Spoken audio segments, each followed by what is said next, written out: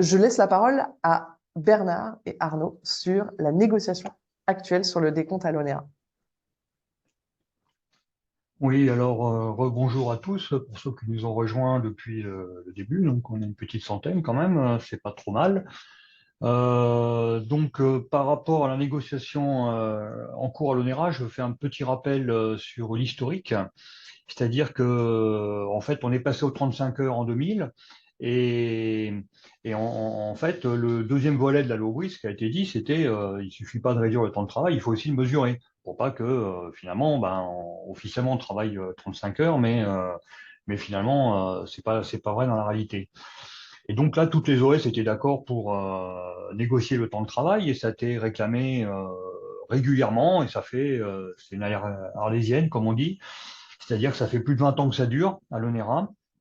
Alors, ce qu'on disait régulièrement, il y avait un centre qui, historiquement, à l'ONERA, mesure le temps de travail, c'est à Lille, où il y a une badgeuse qui permet donc de savoir combien les gens travaillent dans leur semaine.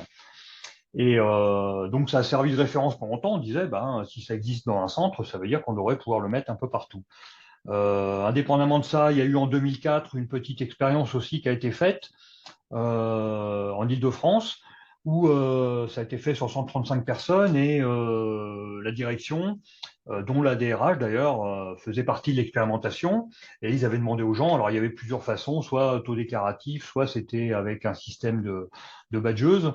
Et donc ils pointaient en arrivant à leur service le matin et ils rebadgeaient le soir. Et on s'est rendu compte finalement qu'il n'y avait pas tant que ça d'écart, mais pas tant que ça d'écart, c'était quand même 5h30 par mois en moyenne. Alors ça a duré 3 mois, mais surtout ce qui a été remarqué, c'est que les gens, prenant conscience qu'en fait ils travaillaient plus, eh ben, ils ont réduit drastiquement entre le début et la fin de l'expérimentation.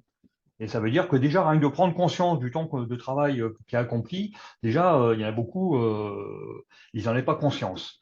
Donc ça, c'est intéressant. Ensuite, ça a duré encore et arrivant en 2000, il y a eu cet accord, en 2020, excusez-moi. Donc, il y a eu cet accord un peu fourre-tout, un peu sandwich, là, où on a mis évidemment les salaires dedans, avec une compensation où le président de l'ONERA s'était engagé à faire un rattrapage par rapport aux années d'avant.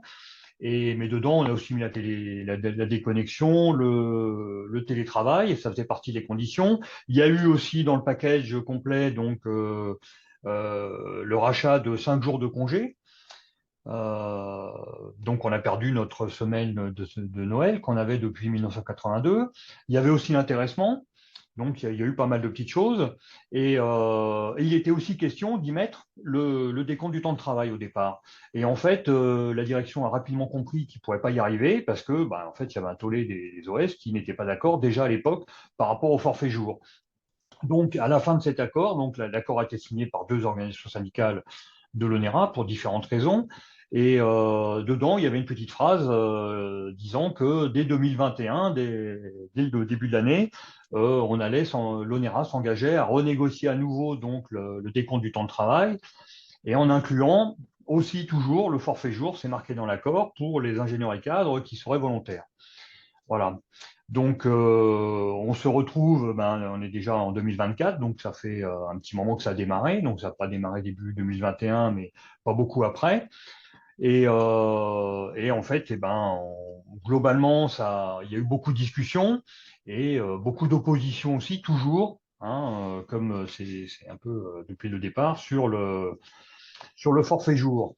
Alors, on s'est rendu compte aussi que finalement, à Lille, le seul endroit donc, où il y avait une badgeuse, où d'ailleurs ça a été retiré à un moment donné pendant le Covid, parce que la direction disait il y a des gens qui sont chez eux, on ne peut pas vérifier, donc par rapport à ceux qui sont présents.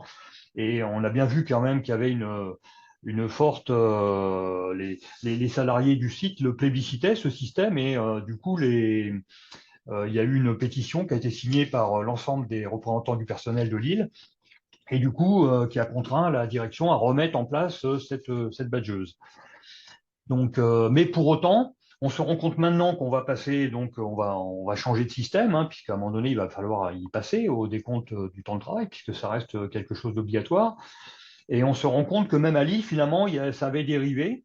Et en moyenne, c'est le constat qui est fait aujourd'hui, hein, il y a 33 jours qui sont positionnés, donc qui sont en trop sur les compteurs des salariés, sachant que ce n'est pas un gros centre quand même, il y a 77 personnes, et 33 jours par personne, c'est beaucoup. Et la direction, ce qu'elle nous dit aujourd'hui dans les réunions, c'est oui, non, mais ça, c'est pas du temps de travail, c'est du temps de présence. C'est-à-dire que les gens sont restés plus longtemps au travail, mais ils travaillaient pas forcément. Et on discute aussi des modalités pour que les gens ne perdent pas ces journées quand même. Mais on voit que c'était pas. Alors, il faut savoir aussi qu'ils n'avaient pas la possibilité de récupérer en journée, hein, à l'époque, ce qu'on demande aujourd'hui. Alors ensuite, donc il faut savoir que depuis 20 ans aussi, il y a un problème récurrent sur les dépassements horaires, et notamment, il y a des centres où c'est un petit peu plus industriel, il y a beaucoup de techniciens, mais il y a aussi des cadres, et c'est le cas pour les endroits où il y a des souffleries, et notamment à Modane, il y a eu beaucoup de problèmes, notamment de risques psychosociaux qui sont ressortis quand on a commencé à faire des enquêtes à l'ONERA, et qui montrait, notamment au niveau des cadres, c'était pas brillant, parce qu'en fait, les gens, on leur demandait vraiment, mais on les contraignait à venir travailler en plus. On savait, parce que là-bas, ils connaissent un peu les horaires des gens, donc ils savaient quand même qu'ils en faisaient plus, mais il n'y avait pas de possibilité de récupération, ni même de payer les heures supplémentaires.